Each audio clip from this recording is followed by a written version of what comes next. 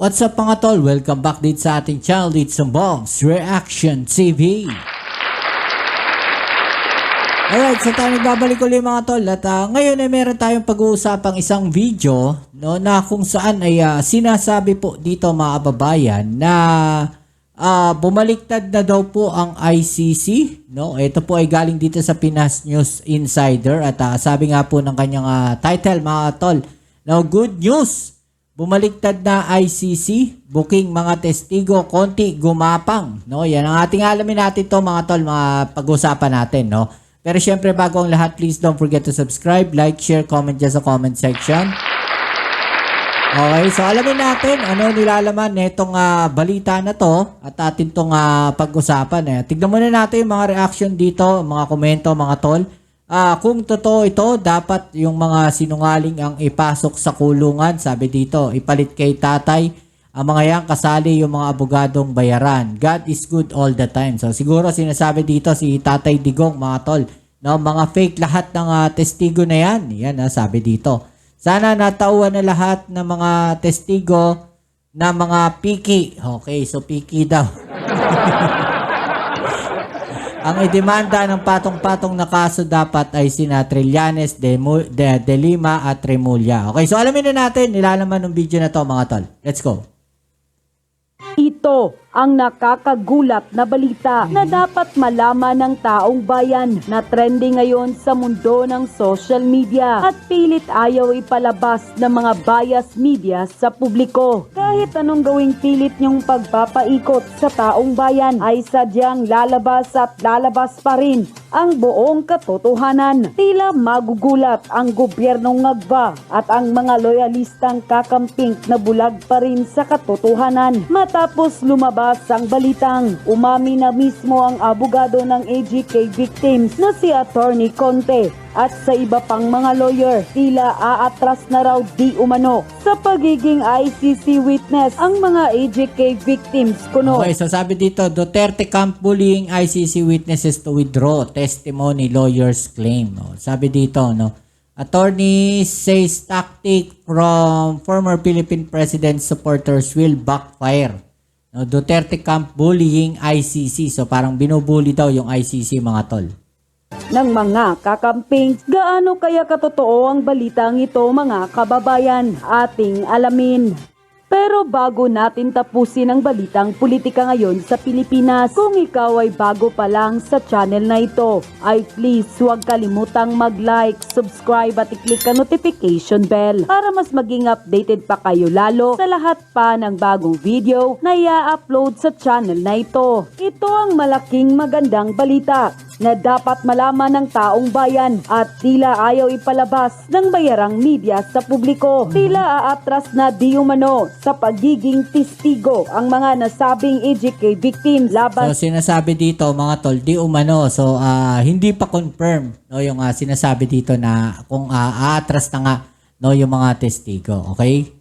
Sa dating Pangulo na si Rodrigo Roa Duterte na kasalukuyang nasa ICC Detention Center sa The Hague, Netherlands. Ayon kay Attorney Conte at sa iba pang mga lawyer ay nabubuli raw umano ang mga ICC witness kaya raw sila ay magwi-withdraw na ng kanilang mga testimony. Ayon nga sa ilan nating mga kababayan, papaano nga raw kasi hindi daw mabubuli ang mga ipinisenta nitong mga testigo dahil peke di umano o gawa-gawa lamang daw ang kanilang itinatanim na ebidensya laban kay dating Pangulong Rodrigo Duterte. At sa madaling salita nga raw, booking na daw sila ng taong bayan at kahit kailan hindi di umano sila mananalo laban sa katotohanan.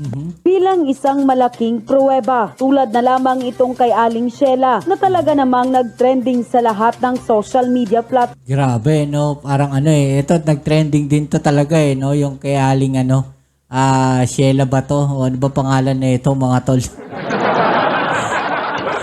Grabe, nag-trending to sa Facebook platform dahil ang kanyang anak di umano nasawi raw dahil sa EGK. Pero matalino na ang taong bayan dahil natuklasan at maliwanag pa sa sikat ng araw. 2024 lang pala ito nasawi na siyang kinumpirma naman ng Hara Funeral Services at may dagdag pang patunay na mayroon pa silang post sa social media sa kanilang Facebook page. For the awareness of everyone, this post is intended to clarify things about our post last July 2024. Kami po ay private business na ang trabaho ay magbigay ng serbisyong ayon sa pangangailangan ng pamilyang namatayan. Kami rin po ay humihingi ng pahintulot sa pamilya bago kami nagpo-post ng picture at funeral service setup ng namatay. Now, yung date po na nakita nyo ay tama naman po. June 2024 po siya namatay at July 2024 naman po namin na i-post sa aming page. Ito ay hindi edited. Si Mr. Barbacena po ay namatay sa hospital at reported ito sa Caloocan City Police. Sa mga nagsasabi pong baka i-delete namin yung post, huwag po kayong mag-alala. Wala po kaming i-delete. Kung mawala man po ang post namin na ito or ang page namin yon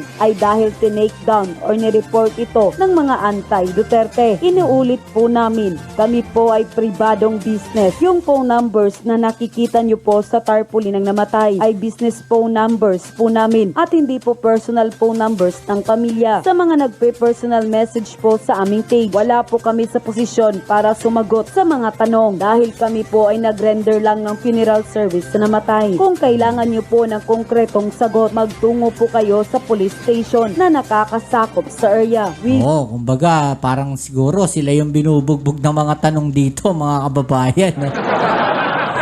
Diba? Yung may mga gustong malaman, diba? So siguro naglabas na lang din sila ng statement nila para mas mabigyan kayo, ma-direct kayo doon sa mga tamang kinauukulan. Stand for what is right. Maraming salamat po. Unquote. Kaya ayon sa ilan nating mga kababayan, kaya naman pala magsisiatras na ang inyong mga ICC witness, Attorney Conti. Kasi booking na booking at halatang halata na ng taong bayan ang mga witness kono kasi ninyo di umano'y mga peke. Matapos Grabe, totoo ba yun mga tol?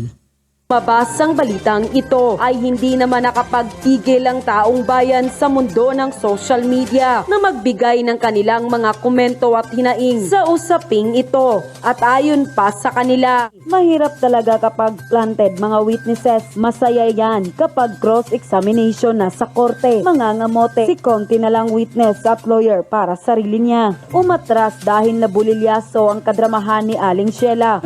Aling Sheila pala, okay. Epek ang pagiging best actress o kaya walang panggastos papuntang ICC. Nabubuli o natatakot na dahil pag sila nasa korte, madaling hulihin at tanimbangkay lang talaga ginawa nyo. Baka kayo din mismo, attorney, na may konti ang nagpaatras sa kanila at kunwari lang na sila yung umatras para di naman kahihiyan sa inyong mga pinklawan. Yan ang talagang nadamay pati pinklawan.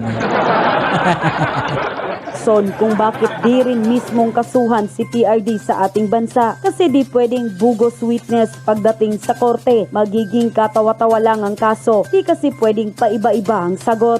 Unquote.